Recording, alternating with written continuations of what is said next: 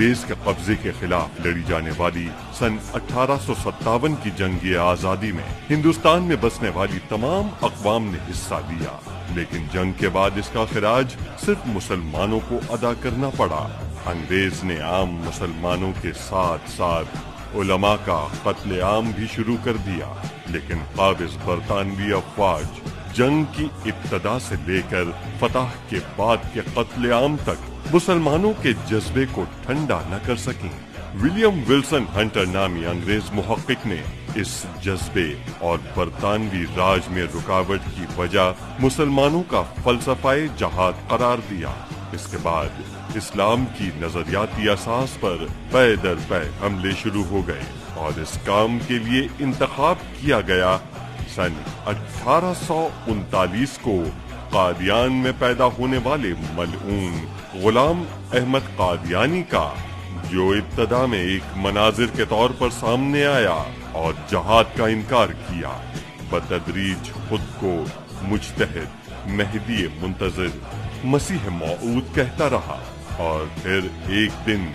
نبوت کا دعویٰ کر دیا۔ معاذ اللہ۔ برطانوی راج کی ہر قسم کی سرپرستی میں مرزا غلام قادیانی نے اپنے نظریات و افکار کے لیے کام کیا اور پیسے کے بلبوتے پر خطرناک حد تک ان نظریات کو پھیلانے میں بھی کامیاب رہا۔ مرزا کو انگریز کی سرپرستی حاصل ہونے کے باوجود علماء نے صدائے حق بلند کیے رکھی۔ پیر سید مہر علی شاہ رحمت اللہ تعالی علیہ نے قادیانی کو شکست فاش دی۔ پاکستان بننے کے بعد قومی اسمبلی نے قرارداد مقاصد پاس کی، جس میں مسلمان کی تعریف واضح الفاظ میں کر دی گئی اور اس تعریف میں ختم نبوت پر ایمان بھی مسلمان ہونے کے لیے لازمی قرار دیا گیا۔ ظفر اللہ قادیانی سمیت تمام قادیانیوں کی مزاحمت کسی کام نہ آئی، مگر اس فتنے کا مستقل حل ابھی باقی تھا۔ معزز سامعین، اسی مستقل حل کے لیے سن 1953 میں آرام باغ کراچی سے باقاعدہ تحریک ختم نبوت کا آغاز ہوا، جس میں نوجوانوں کے جتھے گرفتاریاں دینے پہنچے۔ سن 1953 سے سن 1973 تک اس تحریک میں ہزاروں مجاہدین ختم نبوت نے اپنی جانوں کے نذرانے پیش کیے، ریاستی جبر و تشدد کو برداشت کیا، مگر سیدنا خاتم النبیین صلی اللہ علیہ وآلہ وسلم کی ختم نبوت کے علم کو تھامے رکھا۔ اس تحریک کے سب سے بڑے سرخیل علامہ امام شاہ احمد نورانی رحمت اللہ نے کینیا، نیروبی، موریشس، لاطینی امریکہ کے مختلف ممالک، سرینا، برٹش گیانا، ٹریٹیڈاڈ میں قادیانیوں سے مناظرے کیے۔ یہ مناظرے بند کمروں میں نہیں بلکہ مجمع عام میں ہوئے اور قادیانیوں کو مکمل شکست ہوئی۔ 30 جون سن 1974 کو شاہ احمد نورانی رحمت اللہ تعالی علیہ نے قومی اسمبلی میں قادیانیوں کو کافر قرار دینے کی قرارداد پیش کی۔ قرارداد آنے کے بعد مرزائیوں کے اس وقت کے پیشوا مرزا ناصر کذاب نے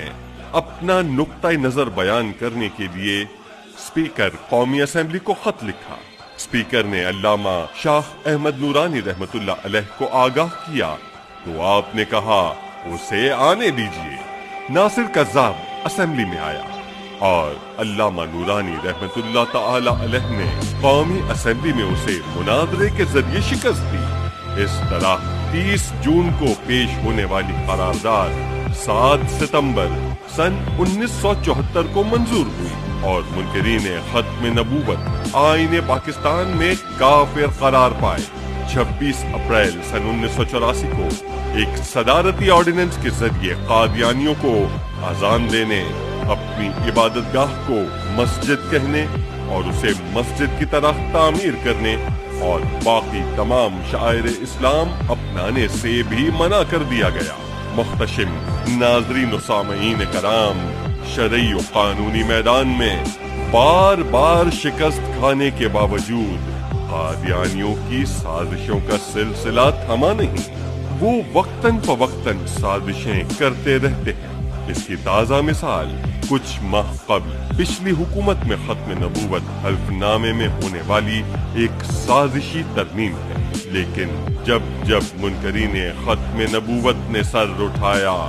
تب صدیق اکبر رضی اللہ تعالی عنہ سے لے کر پیر مہر علی شاہ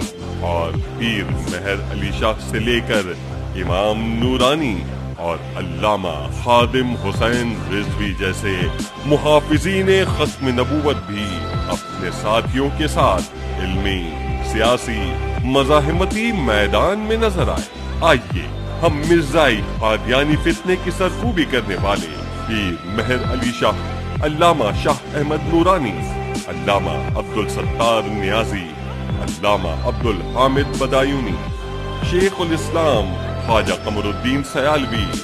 علامہ احمد سعید قازمی، پیر آف مانکی، علامہ شفیع قاڑوی، شجاعت علی قادری، عبد المصطفیٰ الزہری، غازی عامر چیمہ شہید، غازی ممتاز قادری شہید اور شہدائے فیض آباد دھرنا سمیت تمام شہدائے ختم نبوت و ناموس رسالت کی بلندی درجات کے لیے دعا کرتے ہیں۔ ان کے علاوہ جس نے بھی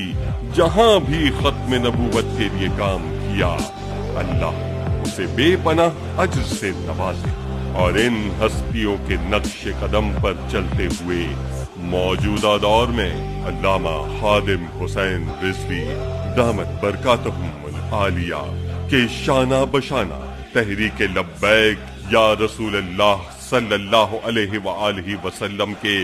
دست و بازو بن کر اس فتنے کی سرکوبی کے لیے دل و جان سے کام کرنے کا وعدہ کرتے ہیں۔